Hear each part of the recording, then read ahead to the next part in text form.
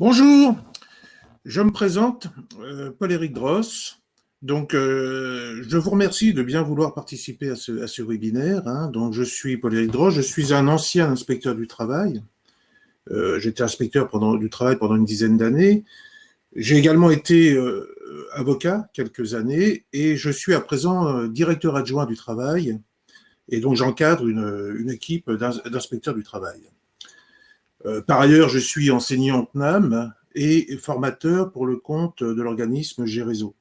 Alors, GERESO, c'est un organisme de formation. Vous avez la présentation devant les yeux. C'est un organisme qui fait des formations RH, des formations en inter et en intra-entreprise, qui fait aussi de la prestation de conseils et de l'édition.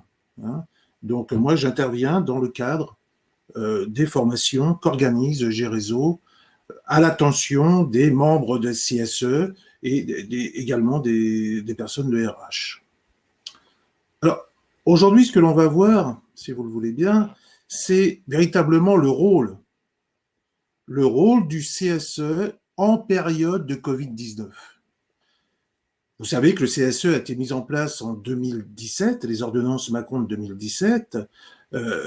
On va voir quel a été son fonctionnement, son rôle pendant cette période particulièrement difficile. On se posait beaucoup de questions sur le CSE. Vous savez que le CSE est la fusion de trois institutions représentatives du personnel, les délégués du personnel, les CHSCT, les comités d'entreprise, et donc depuis 2017, il y a eu une fusion de ces instances représentatives du personnel. Et donc, il était légitime de se poser la question, quel est le rôle du CSE, notamment en matière de santé, d'hygiène et de sécurité, au regard, par exemple, de ce que pouvait être le rôle du CHSCT avant cette réforme. On va voir en deux temps. On va voir que finalement, cette période du Covid-19 a permis de mettre en évidence peut-être des avantages de fonctionnement de ce CSE.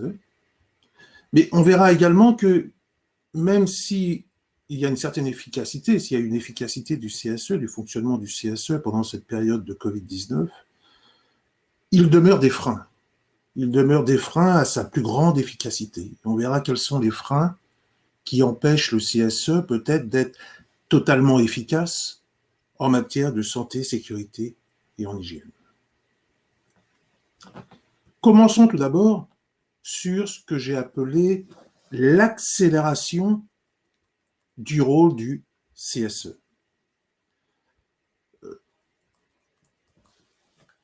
Le CSE a un premier objet qui est de pouvoir procéder à des inspections. Voilà. Les membres du CSE peuvent procéder à des inspections dans l'entreprise afin de s'assurer qu'il n'y a pas de risque pour les salariés. Cette capacité de procéder à des inspections existait déjà avec le CHSCT. Il y a une périodicité, tous les trimestres, le CHSCT devait procéder à une inspection des locaux. Alors évidemment, les locaux étaient différents, mais on devait procéder à l'inspection des locaux. Et à l'issue de cette inspection, souvent, on faisait un débriefing lors de la réunion du CHSCT. Ce pouvoir d'inspection demeure avec le CSE. Et vous comprenez bien qu'à l'heure actuelle, il a pris de plus en plus d'importance. S'assurer qu'il n'y a pas de diffusion d'épidémie demande à ce que l'on puisse aller au plus près des postes de travail, au plus près du terrain. Donc, vous voyez que cette notion de pouvoir inspecter les locaux, qui est un des objets du CSE, est devenue très important. Souvent, du temps du CHSCT, je me souviens qu'on disait, mais vous comprenez, moi, mon activité, c'est du tertiaire. À quoi cela sert-il que de procéder à des inspections pour vérifier des bureaux? Autant les inspections pouvaient avoir un rôle important quand on avait une industrie, lorsqu'il y avait des risques variés. Mais dans une activité tertiaire, est-ce que une inspection des membres du CSE pour vérifier la réalité du risque, est-ce que cela avait véritablement sa raison d'être? La question ne se pose plus à l'heure actuelle. Vérifier si les postes de travail respectent la distanciation, vérifier s'il y a des mesures de prévention pour éviter la diffusion de l'épidémie. Vous voyez, la question ne se pose plus, même dans des activités tertiaires. Donc là, il y a eu un rôle important des inspections du CSE pendant cette période du Covid-19. Autre élément peut-être encore plus important, certains salariés ont été exposés à un risque important pendant les confinements. Ceux qui devaient aller travailler sur place, ils ont été exposés à des risques importants de contamination. Que se passe-t-il si un salarié s'estime exposé à un risque d'être contaminé parce que son collègue d'en face est malade, son collègue d'en face a le Covid, parce que l'on ne respecte pas dans l'entreprise les mesures de distanciation, parce qu'on n'a pas mis en place une réorganisation permettant de gérer les flux. On se retrouve à proximité de ses collègues. Des fois, certains d'entre eux ne portent même pas le masque. Que peut-on faire? Dans ces cas-là, si un salarié se sent exposé à un risque, ce qu'il peut faire, c'est ce qu'on appelle son droit de retrait. Il se retire d'une situation dont il peut légitimement penser qu'elle présente un risque pour sa santé et sa sécurité. Mais le plus souvent, ce droit de retrait va se doubler de ce que l'on appelle un droit d'alerte pour un danger grave et imminent, ce que l'on appelle communément un DGI, danger grave et imminent. Je me retire de la situation parce que j'estime qu'elle est dangereuse pour moi. Mais en même temps, je vais engager une procédure d'alerte du CSE, une procédure d'alerte en cas de danger grave et imminent, une procédure de DGI. Alors, comment elle se passe, cette procédure? Je saisis un membre du CSE. Ce membre du CSE va procéder immédiatement à une enquête avec un représentant de l'employeur. Ils vont venir à mon poste de travail et ils vont vérifier si, oui ou non, il y a un risque et comment y remédier. Donc, il y a une enquête immédiate qui est faite par un représentant de l'employeur et le membre du CSE que j'ai saisi. D'accord? Mais le problème, c'est que, imaginez que le représentant de l'employeur estime qu'il n'y a pas de risque, que la distanciation est suffisante, que le port du masque est suffisant, qu'à son sens, il n'y a pas de risque de contamination. Le membre du CSE estime, comme le salarié, qu'au contraire, il y a un risque. Il y a un risque de contamination. Que se passe-t-il? Il y a un désaccord. Dans ce cas-là, la procédure prévoit que dans un délai de 24 heures, à partir du moment où il y a ce désaccord, dans un délai de 24 heures, il va y avoir une réunion plénière du CSE. Tous les membres du CSE vont se réunir sous la présidence d'un représentant de l'employeur. Et là, on va essayer de trouver une solution. Il y aura, lors de cette réunion, normalement, l'inspecteur du travail, le médecin du travail, qui vont pouvoir contribuer à résoudre le problème, à trouver une solution pour remédier à ce risque, au risque de contamination. Mais là encore, petite difficulté. Si l'ensemble du CSE ne parvient pas à un accord avec l'employeur sur la réalité du risque déjà, il se peut très bien que l'employeur estime qu'il n'y a pas de risque.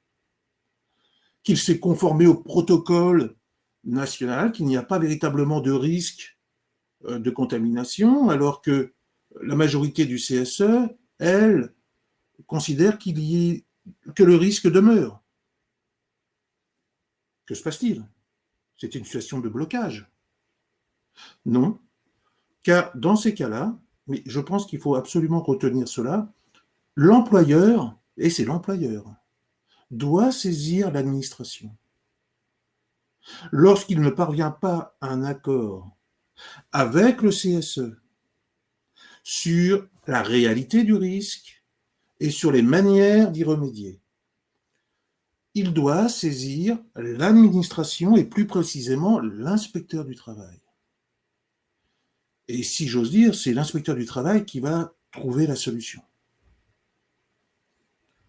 Alors, éventuellement, l'inspecteur du travail peut considérer qu'il n'y a pas de risque. Il peut éventuellement avoir la même position que l'employeur. Dans ces cas-là, il n'agira pas. Et là, malheureusement, la procédure se termine. Par contre, l'inspecteur du travail peut effectivement estimer qu'il y a un risque et qu'il faut trouver un moyen d'y pallier. Dans ces cas-là, l'inspecteur du travail va avoir deux instruments pour parvenir à cette solution. Le premier instrument, c'est ce que l'on appelle une mise en demeure administrative. On l'appelle dans le jargon une mise en demeure du direct et maintenant du DRIEST. Vous savez que la direct a changé de nom récemment. Donc, ce que l'on appelait jadis la mise en demeure du direct. C'est la première solution. Il y en a eu pas mal pendant le confinement, pendant le début de l'épidémie.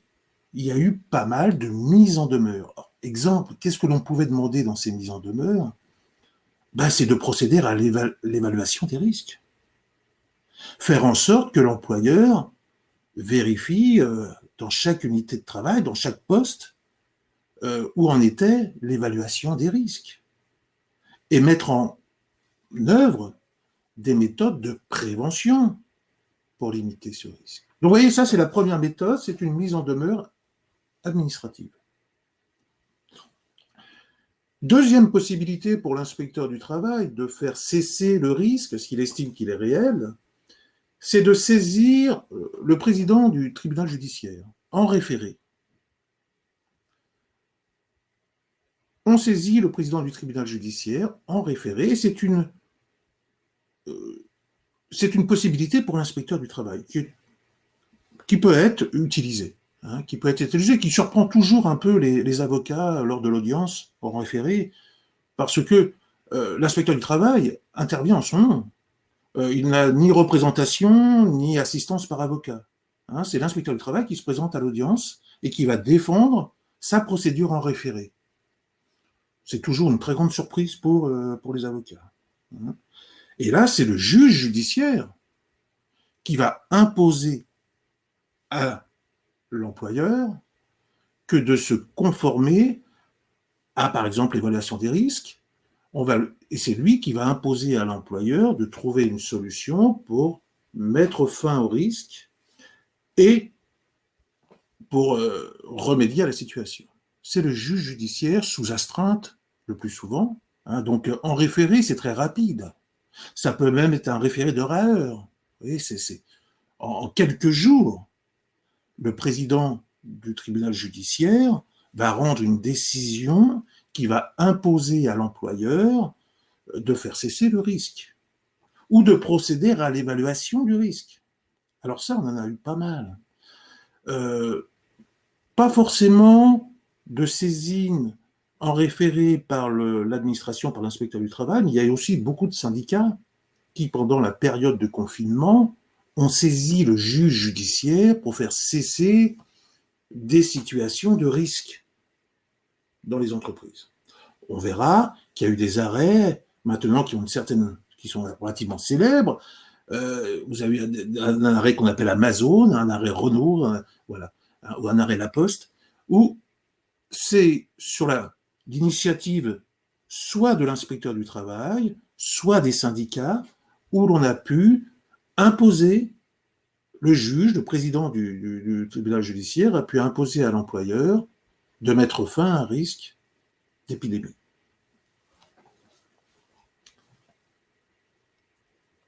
Donc ça, vraiment, vous voyez, ce droit d'alerte d'un danger grave et imminent a pris son importance pendant la période du Covid.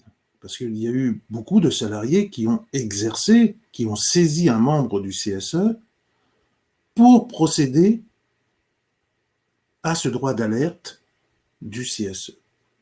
Alors, il y a une petite innovation avec les ordonnances de 2017 et je suis toujours un petit peu étonné que l'on n'ait pas forcément bien repris cette innovation.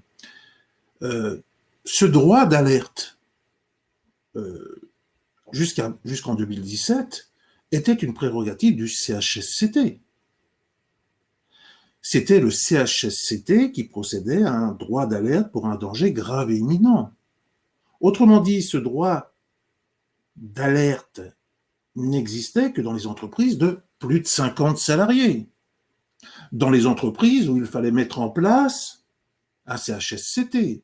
Encore une fois, le droit d'alerte pour un danger grave et imminent était une prérogative du CHSCT.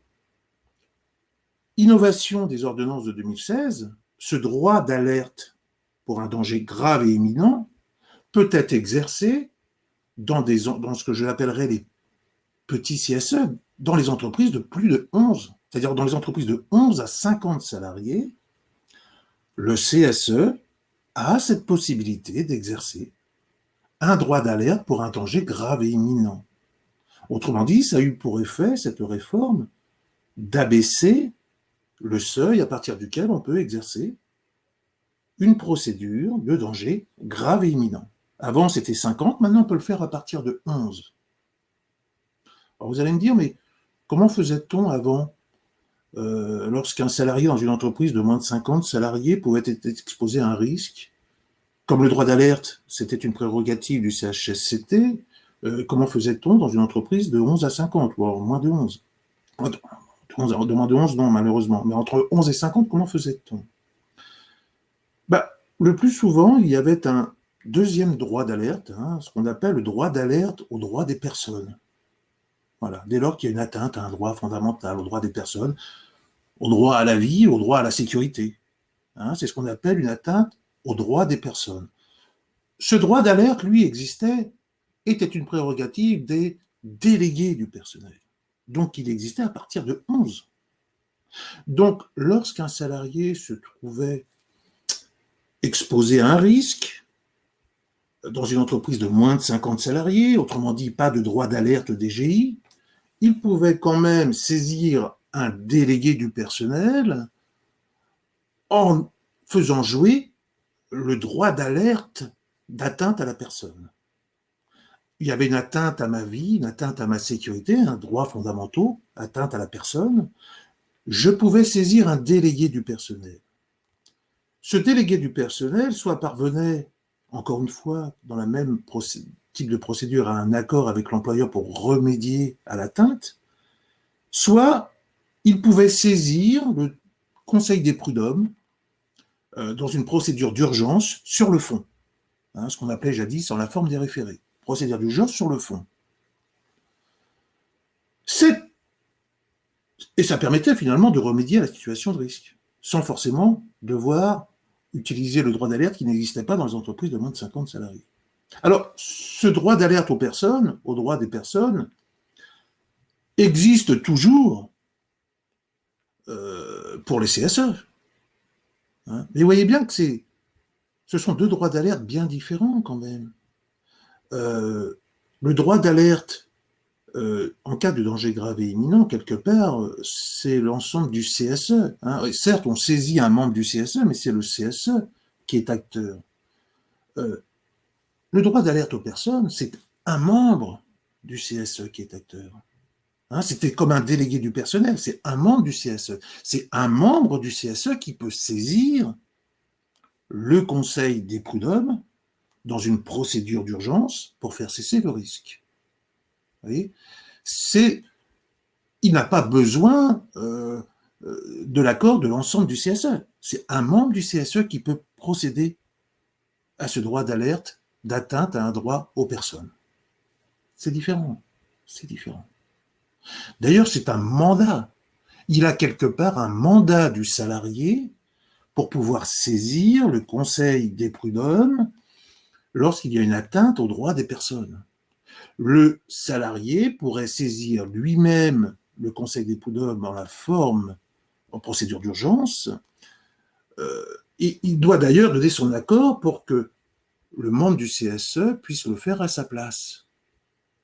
D'accord, oui. Donc c'est véritablement une attribution des membres, de chacun des membres du CSE. Vous voyez, c'est un peu différent.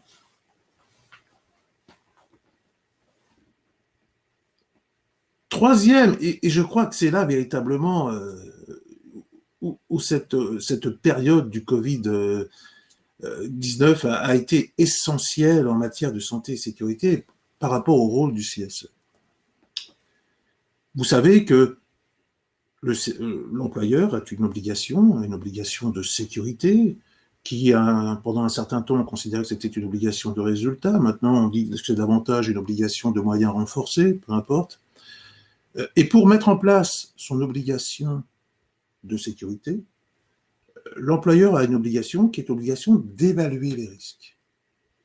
Il a une obligation qu'on appelle l'évaluation des risques. En fonction de certains critères, on va évaluer le risque et au regard de l'évaluation des risques, on va mettre des mesures de prévention. D'accord ?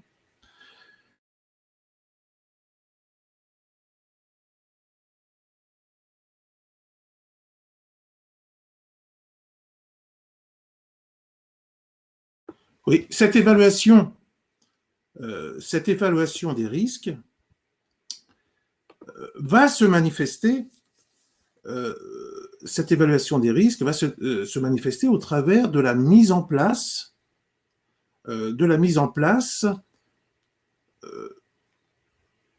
d'un document unique d'évaluation des risques, ce que l'on appelle un DUER souvent. La mise en place d'un document unique d'évaluation des risques. Ce document d'évaluation des risques est normalement de la compétence du ressort de l'employeur. D'accord ? C'est de la compétence de l'employeur. Alors vous allez me dire, mais quel est le rôle du CSE alors dans l'évaluation des risques ? Est-ce que le CSE a un rôle dans l'évaluation des risques ? Si on regarde le Code du travail, malheureusement, la seule disposition qui existe, c'est que l'employeur doit tenir à disposition des membres du CSE ce fameux document unique d'évaluation des risques. Il doit le tenir à disposition des membres du CSE. Mais il n'y a pas de texte qui prévoit explicitement que, par exemple, le CSE doive donner un avis sur le document unique d'évaluation des risques. Il n'y a pas de texte qui le prévoit. Alors c'est un petit peu paradoxal parce que par ailleurs, le CSE a une vocation, a une importance dans l'analyse des risques. Il doit analyser les risques. D'accord ? Mais il n'y a pas de texte qui prévoit que le CSE doive donner son avis sur le document d'évaluation des risques. Et alors là, pendant la période du Covid, c'est là que les choses ont évolué, parce que vous avez eu quelques décisions en référé, vous savez, les fameuses décisions qu'on a vues précédemment. Ce sont des décisions qui ont changé un peu cette position. Parce que ce soit des arrêts, alors il y a eu un arrêt Amazon, il y a eu un arrêt La Poste, il y a eu un arrêt Renault, concernant une saisine du juge des référés pour l'évaluation des risques. Et le juge des référés a dit que le CSE devait participer à l'évaluation des risques. Le CSE doit participer à l'évaluation des risques. Autrement dit, le CSE doit participer à l'élaboration du document unique d'évaluation des risques. Vous voyez, aucun texte ne le disait, mais la jurisprudence a confirmé qu'il y avait un rôle actif, si j'ose dire, une participation du CSE dans l'élaboration du document unique d'évaluation des risques. C'est à mon sens vraiment l'enseignement le plus important de cette période de crise. Parce que là, on reconnaît un rôle important du CSE dans la rédaction de ce fameux document. Vous savez, lorsque ce document a été mis en place, on a vu apparaître sur Internet des documents types, des documents d'évaluation unique d'évaluation des risques, documents types. Et certaines entreprises ont cru que télécharger ces documents types et les afficher dans l'entreprise était suffisant. Ah ben non. Là, c'est clair. Ça doit être un document qui doit être au plus près de l'entreprise. Il doit y avoir une participation active du CSE dans l'élaboration du document unique d'évaluation des risques. Alors, dès 2002, l'administration avait déjà affirmé sans embâche qu'il y avait un rôle important que le CSE devait jouer, devait être actif et participer à l'élaboration des risques. Donc, vous avez une circulaire de 2002 qui le prévoyait. Vous avez de la doctrine, je pense par exemple au professeur Verquin, qui affirmait que le DUR devait faire l'objet d'une information consultation, qu'il devait être associé à l'élaboration de ce document et qu'il devait au moins donner une information consultation sur ce document.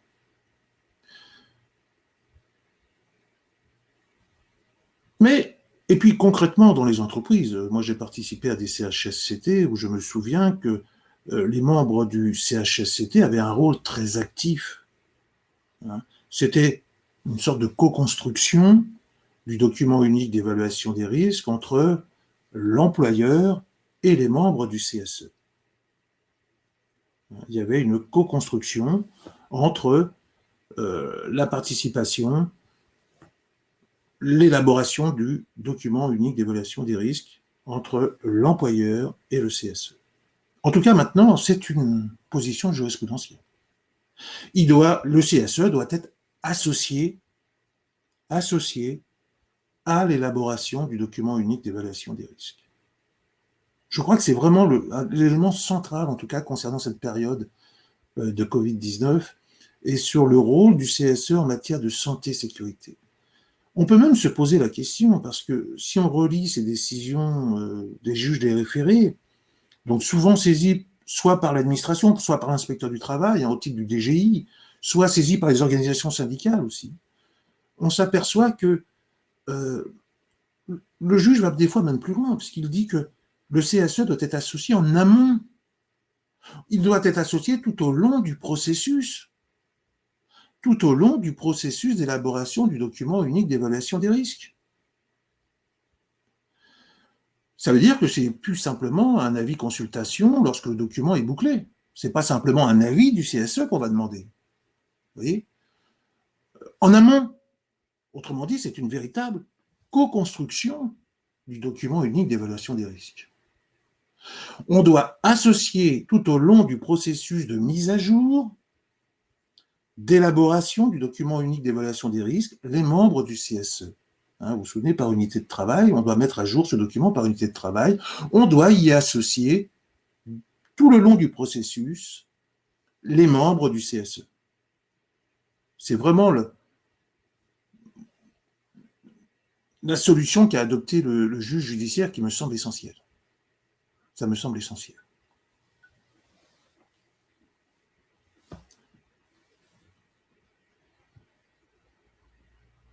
Alors, concernant cette phase, alors, où en est-on pour l'élaboration de ce document unique d'évaluation des risques? Est-ce que l'information est suffisante? La mise à disposition? Non. Est-ce que l'on doit se contenter d'un avis du CSE sur le document unique d'évaluation des risques? Est-ce que c'est simplement une consultation? Ou bien alors, est-ce qu'il y a véritablement une obligation de co-construction du document unique d'évaluation des risques entre l'employeur et les membres du CSE? Je pense qu'on va vers cette co-construction. Ce qui n'est pas sans, quand même, poser question, parce que vous savez que le CSE maintenant a multiples rôles, hein, puisqu'il a les rôles qui étaient dévolus avant au DP, au CE et au CHSCT, donc aux activités sociales et culturelles. Donc, le CSE a une action en termes économiques de suivi de l'entreprise, hein. Mais il a aussi donc une activité importante en matière de santé-sécurité. Mais vous voyez, autant en matière économique, souvent malheureusement peut-être, le CSE a un rôle qui se contente de donner un avis. Là, en matière de santé-sécurité, c'est véritablement une co-construction. Donc on ne va pas pouvoir se limiter à un avis. Je reprends les termes, je crois que c'est la Cour d'appel de Versailles concernant Amazon. Les membres du CSE doivent être associés en amont et tout le long du processus d'élaboration du document unique d'évaluation des risques. Oui. Pas tout à fait le même rôle, hein, du CSE, que ce soit en matière économique ou en matière de santé, sécurité et d'hygiène. Et donc, si le CSE a connu en cette période une mise en valeur, hein, de ses capacités, de ses prérogatives en matière de santé et sécurité, n'empêche, il demeure quand même des freins importants. Des freins importants à l'action du CSE en matière de santé et sécurité qui ont été mis en évidence en cette période. Alors, premier des freins, c'est qu'on parle de CSE de manière un petit peu générale, mais il faut bien voir que le CSE dans une entreprise de moins de 50 salariés n'a rien à voir avec le CSE dans une entreprise de plus de 50 salariés. Qu'est-ce qui fait la différence? C'est que le CSE dans une entreprise de moins de 50 salariés n'a pas de personnalité juridique. C'est fondamental. Le CSE dans une entreprise de moins de 50 salariés n'a pas de personnalité juridique. Il ne peut pas agir en justice. Il ne peut pas agir en justice, un CSE de moins de 50 salariés. Il ne peut pas passer un contrat, il n'a pas la personnalité juridique, il n'a pas la capacité d'agir.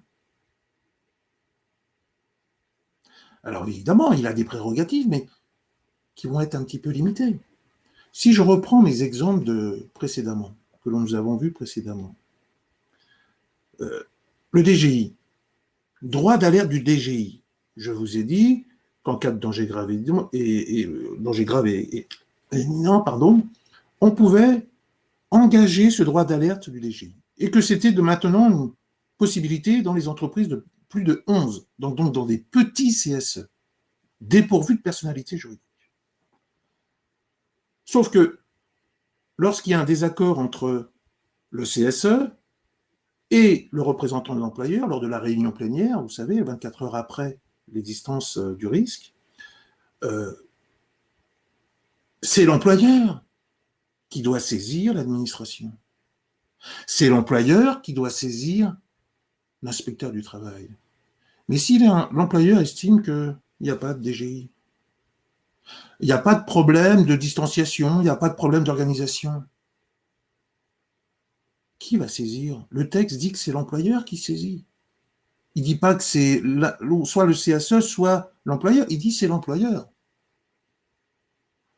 Alors normalement, dans un cas comme ça, le CSE devrait devoir agir devant le tribunal judiciaire en référé pour demander, pour contraindre, sous astreinte, l'employeur à saisir l'inspecteur du travail pour trouver une solution et remédier au risque. Le CSE ne peut pas saisir de lui-même l'inspecteur du travail. Le texte, il dit que c'est l'employeur qui saisit. Et donc on a l'absence de personnalité juridique, l'absence de droit d'agir en justice d'un petit CSE de moins de 50, quelque part, va bloquer la situation en matière de danger grave et imminent. ça risque de bloquer la situation en matière de danger grave et imminent. Alors, rassurons-nous, je vous ai dit que dans la réunion plénière, l'inspecteur du travail était invité, ainsi que le médecin du travail. L'inspecteur du travail, le référé ou la mise en demeure du direct ou du driest, il peut la faire sans forcément passer par un droit d'alerte DGI. Donc s'il a participé à la réunion plénière, il pourra s'autosaisir en quelque sorte et faire une mise en demeure ou une procédure de référé. D'accord? Enfin, on voit un peu la lacune et les limites. Hein. Le CSE, ce n'est pas quelque chose d'homogène. Il n'y a pas grand-chose à voir, à mon sens, entre un CSE d'une entreprise de plus de 50 et d'une entreprise de moins de 50. Il en va de même pour la participation que l'on doit maintenant, une participation qui doit être active du CSE dans l'élaboration du document unique d'évaluation des risques.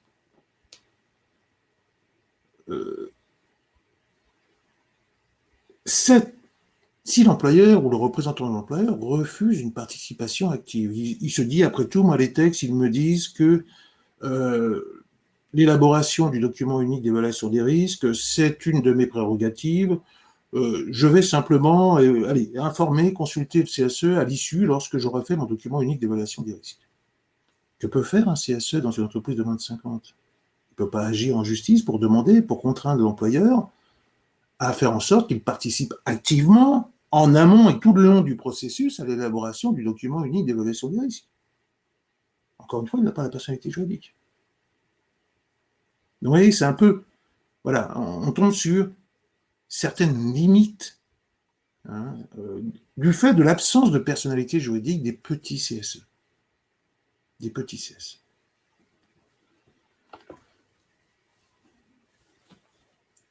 Autre difficulté et un frein que l'on a vu et qui avait été présent très fortement dans les débats de la doctrine au moment de la mise en place du CSE et de la discussion des ordonnances, c'est le problème de la proximité. On a vu que le CSE avait de multiples rôles à présent.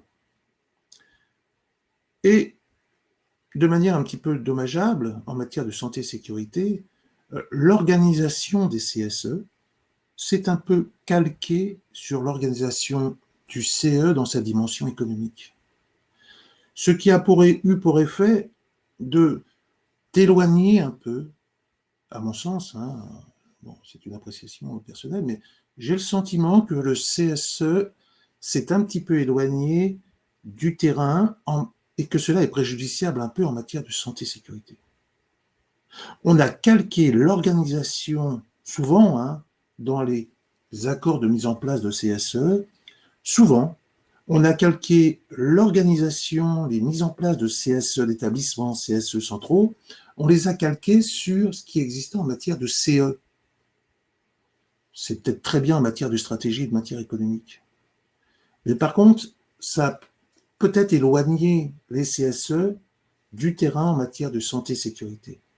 On a privilégié l'organisation pour mettre en place les CSE, on a privilégié l'organisation des CE plutôt que l'organisation qui préexistait en matière de CHSCT qui était plus près des terrains. Pendant le confinement, pendant la période Covid, on a vu par exemple des entreprises qui avaient mis en place des cellules ad hoc, des cellules pour essayer d'aller voir au plus près, à chaque poste de travail, quels étaient les moyens de prévention qui avaient été mis en place pour pallier au risque du Covid. Des cellules ad hoc, donc, qui étaient un petit peu en dehors du CSE. C'est quand même peut-être là l'action première d'un CSE en matière de santé et sécurité. Et donc, il y a eu des entreprises qui ont mis en place des cellules ad hoc. Alors, des cellules ad hoc étaient composées d'un représentant de l'employeur et puis d'un salarié. Alors, des fois, c'était un représentant du personnel, c'était un membre du CSE. Mais vous voyez, on a eu l'obligation, on a ressenti dans pas mal d'entreprises la nécessité de mettre en place des structures très décentralisées au plus près des terrains pour permettre d'appréhender les risques de chaque poste de travail, pour rassurer les salariés, parce que là aussi, c'est une dimension importante. Pour le retour des salariés, il faut qu'ils soient rassurés, et donc on puisse faire des études de poste au plus près. Et donc, on a mis en place ces fameuses cellules ad hoc. Hein. Et donc, on a bien vu là que l'organisation d'un CSE calqué sur le CE était insuffisant. Hein. Il fallait avoir une structure, des organisations plus près du terrain. Alors, certaines entreprises n'ont pas eu cette difficulté parce que certaines entreprises, lorsqu'elles ont mis en place leur CSE, ont utilisé une possibilité que proposaient les ordonnances, à savoir la mise en place de représentants de proximité.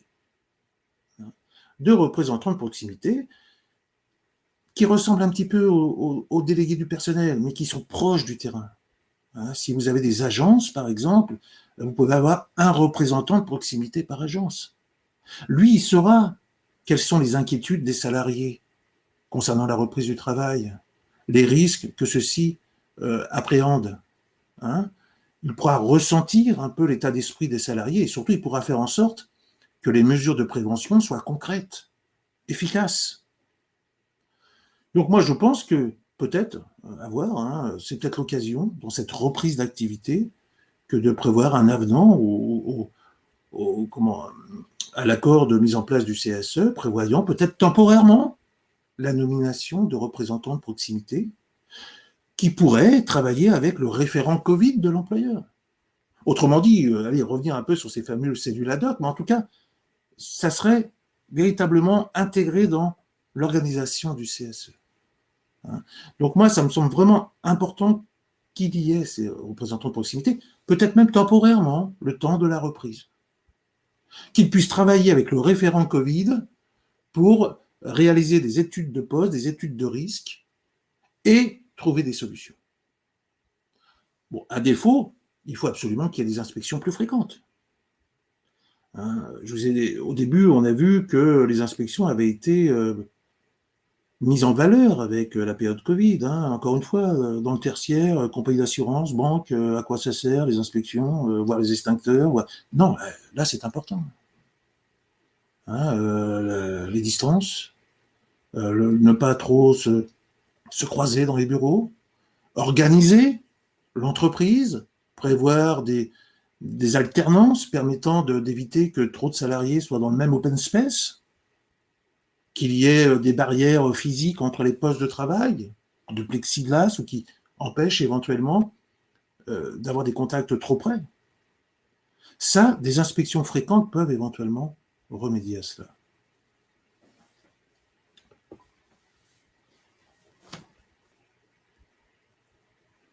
Enfin, concernant les entreprises de 300 salariés, vous savez que dans ces entreprises de plus de 300 salariés, il y a l'obligation de mettre en place une commission de santé et sécurité des conditions de travail, une C2SCT. C'est une commission du CSE. C'est une commission du CSE. Là encore, c'est un peu une obsession pour moi, mais elle est totalement dépourvue de personnalité juridique. Rien à voir avec un CHSCT. Je vous rappelle que le CHSCT avait la personnalité juridique reconnue en 1993 par la jurisprudence. Là, la commission santé et sécurité des conditions de travail est totalement dépourvue de personnalité juridique, personnalité morale et du pouvoir d'agir. La C2SCT n'agit que sur délégation du CSE. Elle ne peut agir que sur délégation du CSE. Et encore pas pour tout. La C2SCT ne peut pas, par exemple, être informée, consultée, donner son avis en matière de santé et sécurité. On ne peut pas, le CSE ne peut pas déléguer à la C2SCT donner un avis sur l'organisation, la réorganisation, les réaménagements. C'est une prérogative du CSE. Prérogative qui ne peut pas être déléguée à la C2SCT. Il en va de même s'il faut nommer un expert habilité lorsqu'il y a un risque grave identifié. L'expert habilité ne peut être nommé que par le CSE, pas par la C2SCT.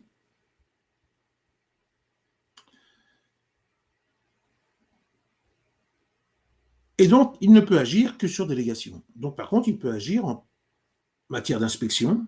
Hein, la commission, la C2SCT, peut agir en matière d'inspection, alors ce qui permettra éventuellement de pouvoir multiplier. Il faut absolument, pendant la reprise, là, que les personnes qui composent la C2SCT procèdent à ces enquêtes au plus près du terrain. Et donc, ils peuvent faire des enquêtes, ils peuvent faire des droits d'alerte DGI, mais avec la difficulté, encore une fois, que dépourvu de personnalité juridique, s'il faut saisir le président du tribunal judiciaire, il ne pourra le faire que grâce au CSE. C'est le CVSE qui devra le saisir, et non pas un membre du C2SCT, de la C2SCT. D'accord ? Encore une fois, ce n'est qu'une commission. Alors, on peut peut-être un petit peu rêver, peut-être qu'un jour, la jurisprudence reconnaîtra une personnalité juridique à la C2SCT. Ça serait un peu une ironie un peu de l'histoire, puisque je vous rappelle quand même que le CHSCT était initialement des commissions du CE. Donc peut-être qu'un jour verra-t-on la jurisprudence reconnaître la personnalité juridique à la C2SCT. Après tout, elle représente un ensemble de personnes, un groupement avec certaines obligations en matière de santé et sécurité. Pourquoi ne pas reconnaître un jour peut-être à la C2SCT une personnalité juridique? Ça serait un peu un pied de nez à l'histoire. On reviendrait sur l'évolution qui a été celle du CHSCT. Voilà, je vous remercie pour avoir suivi ce webinaire. J'espère qu'il vous aura un peu éclairé sur le rôle du CSE pendant cette période difficile et confuse. Mais encore une fois, il est vraiment important que cette reprise se fasse avec un CSE au plus près du terrain, proche des conditions de travail. Il ne faut pas que les salariés puissent revenir au travail avec la boule au ventre. Il faut qu'on puisse étudier leur poste de travail. Ce n'est pas forcément simplement l'employeur qui doit faire ce travail ou le manager. Il faut véritablement qu'il y ait une action commune d'un CSE ou d'une personne de proximité pour faire l'étude de poste et faire en sorte qu'il n'y ait pas de crainte à reprendre son poste de travail. Voilà, donc si vous avez des questions sur le rôle du CSE et de la C2SCT, je suis à votre disposition. Peut-être, Kelly, y a-t-il des questions? Alors, nous sommes encore actuellement en dupe. Oh là là, et pas encore, et saisi, les sélections devraient avoir à la fin de l'année. Le mode de fonctionnement est-il le même que pour le CSE? Alors, attendez, je répète la question. Nous sommes encore actuellement en dupe, ce qui n'est pas possible. Depuis longtemps, on ne peut plus être en dupe. Et pas encore en CSE. La directe est saisie. Les élections devraient avoir lieu en fin d'année. Le mode de fonctionnement est-il le même que pour le... Ah bah non. Non. Alors, non, parce que la délégation unique du personnel, déjà, ne se substituait pas forcément au CHSCT. C'était une fusion le plus souvent, entre les DP et le CE. Donc, parfois, on a pu éventuellement fusionner avec le CHSCT, mais a priori, là, je pense que ça n'a pas été fusionné avec un CHSCT. Donc, il faut absolument, effectivement, là, il y a un peu de retard dans l'allumage. Il faut passer au CSE. Peut-être y a-t-il d'autres questions? Le droit d'alerte, oui, existait au CHSCT, bien évidemment. Oui, le droit d'alerte existait au CHSCT, à l'identique de ce qui existait, de ce que je vous ai montré concernant le CSE. Le droit d'alerte du CHSCT fonctionnait pareil que le droit d'alerte qui demeure pour le CSE. Avec la seule différence que je vous ai précisée, c'est que ce droit d'alerte en cas de danger grave et imminent, existe maintenant pour les entreprises de plus de 11 salariés. De 11 à 50 salariés, il y a maintenant la possibilité d'actionner le droit d'alerte pour un danger grave et imminent, pour un DGI. Avec simplement la difficulté, c'est que, que se passe-t-il si l'employeur ne saisit pas l'inspecteur du travail? Puisque ce CSE est dépourvu de personnalité juridique, Quid? Que se passe-t-il si l'employeur ne saisit pas, puisque le CSE ne pourra pas saisir lui-même le président du tribunal judiciaire pour enjoindre à l'employeur de saisir l'administration. Encore une fois, c'est un danger qui est un peu théorique, parce que comme l'inspecteur du travail, le plus souvent, aura participé au CSE plénier, hein, vous vous souvenez que quand il y a un danger grave et imminent, il y a une enquête qui a lieu rapidement, dans l'immédiat, avec un membre du CSE et le salarié qui a été concerné, qui a des fois exercé son droit de retrait. Donc là, il y a immédiatement une enquête. Si on ne parvient pas à trouver un accord entre le CSE, enfin entre le membre du CSE et le salarié qui a été exposé à un danger grave et imminent, il y a cette fameuse réunion plénière qui a lieu dans un délai de 24 heures. D'accord ?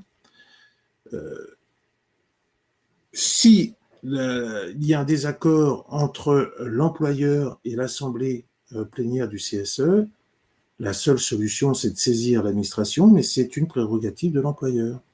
Et donc, pour contraindre l'employeur à saisir l'inspecteur du travail, il faudra éventuellement saisir le président du tribunal judiciaire pour, en procédure d'urgence, hein, contraindre l'employeur à saisir l'inspecteur du travail. Mais comme l'inspecteur du travail a participé à la réunion plénière, il peut s'auto-saisir. Hein. L'inspecteur du travail peut tout à fait faire une mise en demeure, ce qu'on appelle la mise en demeure directe, c'est celle qui est prévue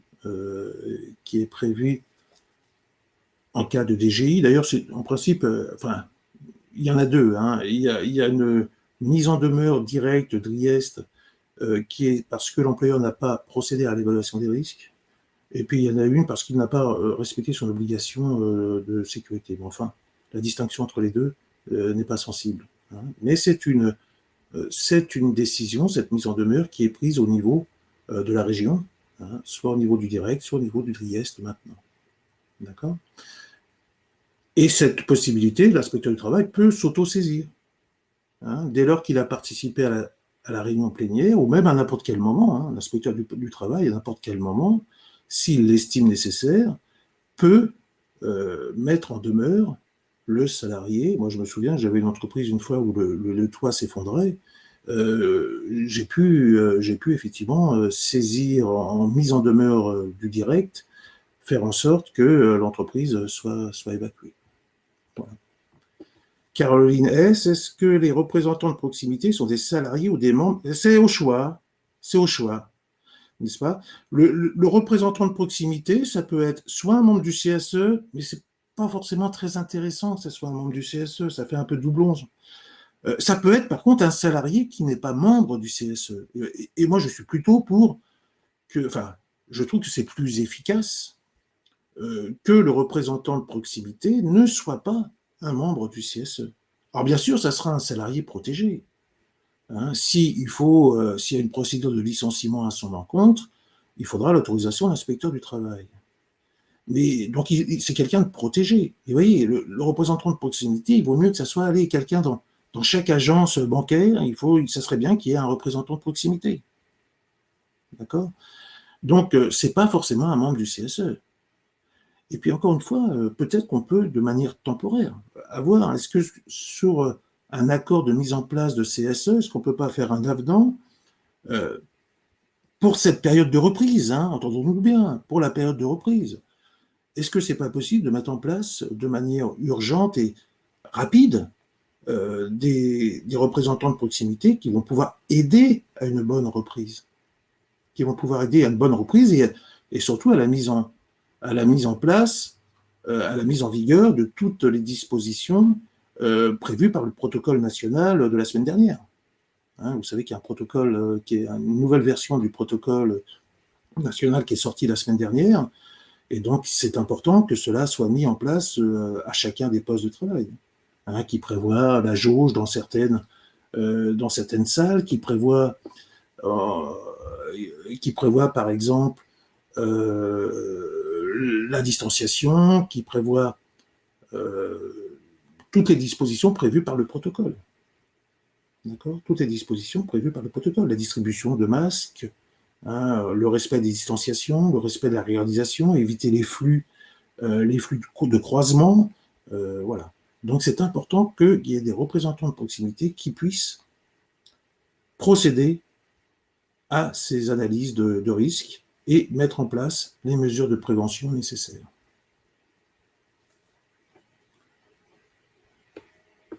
J'espère avoir répondu à votre question. En tout cas, c'est clair que le représentant de proximité n'est pas forcément un membre du CSE, mais par contre, le représentant de proximité, dès lors qu'il est nommé par le CSE, est un salarié protégé dont le licenciement ne peut intervenir qu'avec l'autorisation de l'inspecteur du travail et après un avis du CSE. C'est un salarié protégé. Y a-t-il d'autres questions ? Eh bien, écoutez, dans ces cas-là, s'il n'y a pas d'autres questions, je vous remercie. Et j'espère que cela vous a un petit peu aidé pour voir un peu la place du CSE en cette période de confinement, en cette période difficile. Donc, Kelly, si on peut éventuellement couper celui-là. Apparemment, il n'y a pas d'autres questions.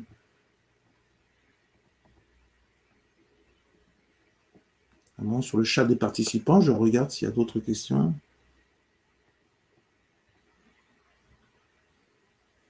Ah bah, merci pour vos commentaires. Je vois qu'il y a des commentaires gentils. D'accord. Ok. Bonne journée. Au revoir.